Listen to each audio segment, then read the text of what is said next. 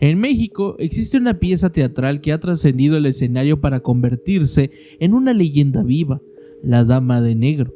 No es solo una obra de teatro popular, es un portal a lo inexplicable. A lo largo de las décadas, actores, directores y técnicos han compartido una experiencia que hiela la sangre. La presencia de una figura que no pertenece al elenco, se dice que la verdadera mujer de negro se manifiesta cuando ninguna actriz está en escena. Testigos en las butacas han jurado verla observando desde los palcos. Una silueta oscura que se desvanece ante las luces que se encienden. Prepárate, porque hoy exploraremos los eventos paranormales más aterradores vividos por quienes se atrevieron a contar la historia de la Dama de Negro en su obra de teatro. Comenzamos. Tras conquistar los escenarios de Estados Unidos y el Reino Unido, la mítica de esta historia cruzó el océano. Fue el director Rafael Perín quien, junto a un equipo de traductores, asumió la misión de traer esta leyenda a México. La crítica y el público quedaron atónitos. Con una estructura impecable y un guión que raya en la perfección, Perín demostró que el verdadero terror no necesita efectos especiales costosos. Para muchos, bastan 2 sillas, un ataúd y el silencio absoluto para crear una atmósfera asfixiante que cala hasta los huesos. Pero la dedicación, el guión parece haber despertado algo más que la admiración del público. Actores de la talla de Alejandro Tommasi y Ernesio de Alessio no solo interpretaron la obra, ellos vivieron su propia pesadilla. Ambos actores han sido testigos de anécdotas que desafían la razón, encuentros en los pasillos, objetos que se mueven solos y la constante sensación de ser observados por una entidad que parece no querer abandonar el teatro. Estas son las crónicas de quienes le dieron voz a la leyenda y terminaron siendo perseguidos por ella. Pues tuve un contacto físico arriba del escenario, pero algo me sujetó arriba del escenario en un oscuro. ¿Y pensó que fuera yo? Y yo le dije al maestro, no me coquetees, Tomás, ¿y verdad que no? Me agarras, ¿por qué no me dejas? No, le dije, maestro, estaba en escena en el oscuro, yo estaba afuera. No, pues alguien me sujetó. O sea, ¿fue así o te sujetó así? Haz de cuenta, así. Ay, no, este sí es mucho contacto. O sea, es un contacto físico. Wow. ¿Qué fue? ¿Quién fue? Eso es lo único que me ha pasado a mí. ¿Y a ti, Tommasi? Yo vi a la Dama de Negro en 2 ocasiones. En una le fui a reclamar a la delegada. ¿A la actriz? A la delegada, porque o sea, yo vi a la Dama de Negro pensando que era, yo dije, ¿cómo está ahí? Entonces dije, es la delegada, porque además no me quiso usar, nomás me volteó a ver y yo dije, ¿qué onda? En grosera. Y sí, entonces fui y le dije, ¿por qué no me saludas? ¿Dónde? Arriba en el escenario. Yo estoy siempre abajo, Alejandro. Pero pues si la vi sentada, pues, ¿cómo vas a estar sentada si nunca hay una silla ahí? Lo curioso fue que 2 semanas después la volví a ver. Entonces ya no quise decir nada. Nada más le dije a la delegada, usted no estuvo arriba otra vez. No, jamás, Alejandro. Le dije, bueno, tenía la duda. Ni hablar del peluquín. No. Pero ha habido otras cosas que han quedado plasmadas, como fotos de fantasmas que se han presentado con una cámara especial para fotografiar los plasmas, y apareció un arcángel arriba del baúl, atrás de mí, y se publicó en una revista. O sea, ya esto ya está, pues, gráfico, claro, ¿no? Entonces ahí está la prueba.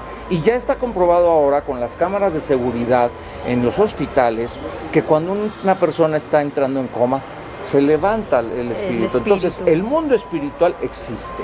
Y nosotros en la obra hacemos una especie de ritual y convocamos a que hay un espíritu. Entonces, no dudes que bajan espíritus y dicen, a ver, están hablando de nosotros, ¿dónde está el asunto? Entonces, la gente empieza a ver a su lado algo, y porque los espíritus existen. De hecho, hay un momento en la obra en donde literal yo le digo, señor Kipps, la hemos invocado, ella está aquí. Y lo está sintiendo así. Nosotros lo sentimos así. Nosotros lo sentimos así.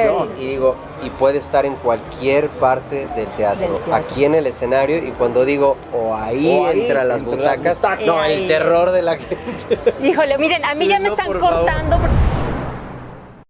A pesar de que muchos entran a la sala con escepticismo, Rafael Perín ha descubierto algo fascinante. El miedo cambia de forma según la región. Durante décadas, la obra ha recorrido cada rincón de México encontrando zonas donde el terror parece ser más primitivo, más real.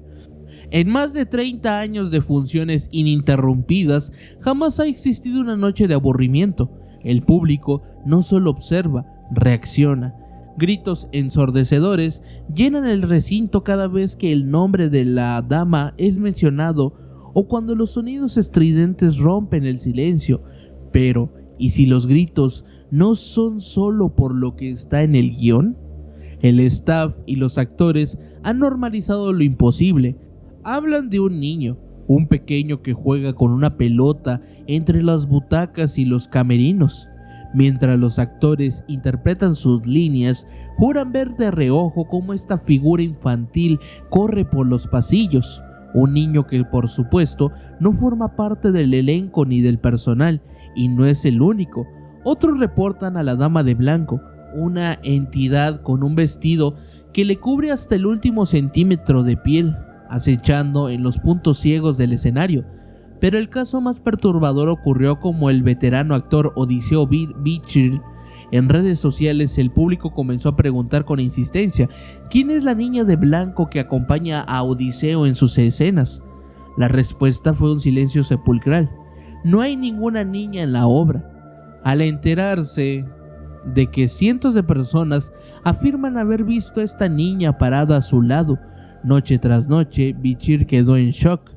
El impacto fue tal que el actor se retiró de los escenarios durante 6 meses, incapaz de procesar que mientras él actuaba por los vivos, algo más lo acompañaba desde el mundo de los muertos. Pero la experiencia no termina. Cuando se cierran las cortinas, el horror ha decidido traspasar la cuarta pared y quedar impreso para siempre. Cientos de espectadores, al revisar las fotografías que se toman como recuerdo frente al escenario, han encontrado un invitado inesperado, una sombra alta y oscura que parece acecharlos desde la penumbra. Incluso los actores, en la intimidad de sus ensayos, no están a salvo. Al publicar fotos de sus jornadas de trabajo para sus seguidores, los comentarios se inundan con la misma pregunta: qué buen detalle que pusieran a la dama detrás de ustedes. Esos comentarios congelan la sangre de los protagonistas. Ellos saben que en el momento de la foto el teatro estaba cerrado. Saben que no había nadie más en el escenario. Saben que esa figura que sus fans admiran por su realismo no era un disfraz ni un efecto de luz, era una presencia real. Para Odiseo Bichir, uno de los pilares más importantes de esta obra de terror, dejó de ser un guión para convertirse en su sombra personal. En una entrevista reciente, cuando se le preguntó por su mayor experiencia paranormal en la vida, su respuesta fue contundente. Antes de la Dama de Negro, él era un hombre feliz y ajeno a lo sobrenatural. Nunca, en toda su carrera actoral, había experimentado lo inexplicable, hasta que cruzó el umbral de este teatro. Bichir relata una madrugada que quedó grabada en su memoria. Durante una gira, el equipo tuvo que presentarse en un salón de fiestas infantiles, adaptado como teatro. A las altas horas de la noche, tras un agotador ensayo, el reparto cenaba en el lugar. Entre pláticas y risas, comenzaron a contar historias de miedo, sin saber que el lugar les tendría preparada una respuesta. De pronto, el silencio se rompió. Uno de los globos que llevaba meses, quizás años, desinflados y sepultados en polvo, comenzó a cobrar vida propia. Frente a sus ojos se infló como si alguien le inyectara helio invisible, se elevó lentamente hacia lo alto y explotó con un estruendo que sacudió los nervios de todos los presentes. No había nadie cerca, no había pasillos detrás de esa pared, ni escaleras, ni corrientes de aire que justificaran tal fenómeno. Fue una señal clara y sin decir una palabra más, el elenco abandonó la escena y el lugar, refugiándose en el silencio. Si Rafael Perrín es el alma de la obra, Antonio Calvo es el imán de lo inexplicable. El mismo director asegura que es Antonio quien atrae la energía más densa al montaje. Para él, los muros del teatro no solo tienen oídos, tienen voces. Durante los ensayos, las paredes parecen susurrar los nombres de los actores. llamados gélidos que cortan la respiración, seguidos de gritos estridentes que estallan en el silencio de la sala vacía. Justo antes de que el telón se levante, la actividad parece perseguirlo hasta su refugio privado. En repetidas ocasiones Antonio ha escuchado cómo alguien intenta forzar la entrada de su camerino. La manija se mueve con insistencia, como si alguien desesperado buscara entrar. Antonio pregunta quién es, pero solo recibe el sonido del metal chocando en la manija. Cansado de lo que creía era una broma, decidió montar guardia. Se escondió a un lado de la puerta, esperando el momento exacto para confrontar al intruso. Cuando el pomo volvió a girar, Antonio abrió la puerta de golpe para encontrarse una vez más con la absoluta nada. Un pasillo desierto donde no había lugar para esconderse. Para los eventos han llegado a rozar la tragedia. Durante una función, el pánico de la ficción se volvió real cuando un joven saltó desde uno de los balcones hacia el vacío. Al ser rescatado, su testigo erizó la piel de los presentes. Aseguró que una mujer vestida de negro entró al balcón y se abalanzó sobre él a una velocidad sobrehumana. Preso del terror, prefirió saltar al vacío antes de que permitir que aquella entidad lo tocara. Cuando el personal revisó el área, la puerta del balcón estaba cerrada por dentro. No había forma humana de que alguien hubiera entrado o salido. Incluso en el momento del triunfo, el misterio no descansa. Al final de la obra, mientras el elenco agradece los aplausos, varias actrices se han acercado a Antonio con una petición desconcertante. ¿Por qué no traes al niño de la pelota para que le den gracias también, junto a nosotros? Antonio, confundido, siempre responde lo mismo. No hay niños en el staff, ni en el elenco, ni permitido tras bambalinas durante la función. Las actrices palidecen, ellas juran haber visto al pequeño jugando con su pelota justo detrás de ellas, a escasos centímetros de sus talones durante toda la escena final. Para Antonio Calvo y los actores que han pisado esas tablas, existe un barómetro infalible para medir el éxito de la función: el grito. En la arquitectura de esta obra, el grito es lo que la risa es para la comedia. Es la confirmación de que el terror ha cumplido su objetivo. Sin embargo, hay noches en las que la atmósfera se sale de control. Tanto Antonio como el elenco han reportado un fenómeno que desafía la lógica de la dirección: los gritos autónomos. Empiezan a ver literalmente cosas que no existen, ¿no? Y seguramente te pasó muchas veces que de repente entra la dama por acá y gritan o lo que sea, pero de pronto el público grita por algo y tú como actor en el escenario dices, ¿por qué? ¿Qué vieron? Ahora, ¿qué vieron? Claro, y eso pasa mucho. Sí, yo provocaba muchos sustos de repente, o muchas cosas que sucedían, pero yo sabía que era a este sector. Sí, claro. Y de repente gritaban del otro lado y dices, ¿pero por qué si yo estoy acá? Claro, ¿qué vieron? No entiendo por qué gritan allá. Pasaba muchísimo. ¿A ti te pasó algo? Los teatros... Para Benjamín Rivero, otro de los actores veteranos de este staff, el contacto con lo invisible fue directo y personal. Durante una función, en medio de un monólogo cargado de tensión, Benjamín sintió algo que lo hizo estremecerse hasta la médula. Una palma fría se posó suavemente en su espalda. Lo aterrador no fue solo el contacto, sino la sensación. Benjamín jura que no sintió la presión sobre su ropa, sintió la mano gélida directa sobre su piel, como si la tela no existiera. Una mano delgada, delicada y femenina que desapareció tan rápido como llegó, dejándole un rastro de hielo en la columna. Pero el fenómeno más perturbador ocurrido con una espectadora en un punto álgido de la obra, la mujer soltó un grito desgarrador que paralizó al teatro. El resto del público, acostumbrado a los sustos, pensó que era parte del show, una actriz infiltrada, pero la realidad era otra. La mujer se había desplomado en las escaleras tras intentar huir desesperadamente. Los actores detuvieron la función para darle primeros auxilios. Al despertar, la mujer, entre sollozos, pidió disculpas por lo que ella creía que era una exageración, pero su relato heló la sangre de Benjamín y el staff. Ella asegura que mientras gritaba por lo que veía en escena, notó que una mujer vestida de negro se materializó de pie, justo a su lado. La mujer confesó que entró en pánico cuando vio que esa figura intentaba tocarla. Al tratar de esquivar ese contacto gélido, perdió el equilibrio y cayó. Ella pensó que la obra incluía interacción física con el público, pero los actores se quedaron en silencio. En La Dama de Negro, nadie toca al público, al menos nadie que esté vivo. El respeto por lo desconocido no siempre llega de golpe, a veces se construye a través del asedio.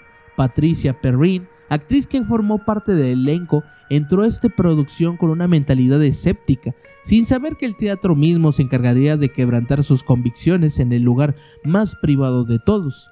Durante una función, Patricia acudió a los baños. Mientras intentaba tener un momento de privacidad, la puerta del cubículo comenzó a sacudirse.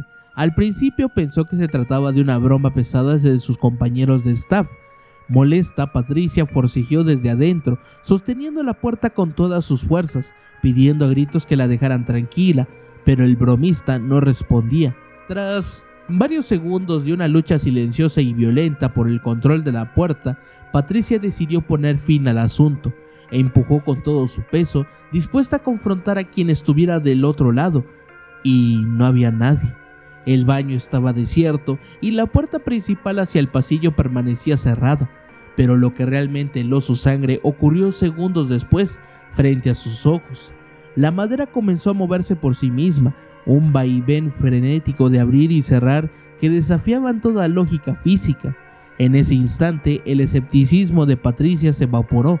Comprendió que en ese teatro no solo se actúa el terror, se convive con él. Desde aquel día su visión sobre la obra cambió para siempre. Ya no era solo un trabajo, era una ceremonia de respeto hacia las entidades que habitan entre las butacas y los espejos. Para Rafael Perín, el arquitecto del terror en México, el miedo es un ente vivo que no siempre se puede controlar.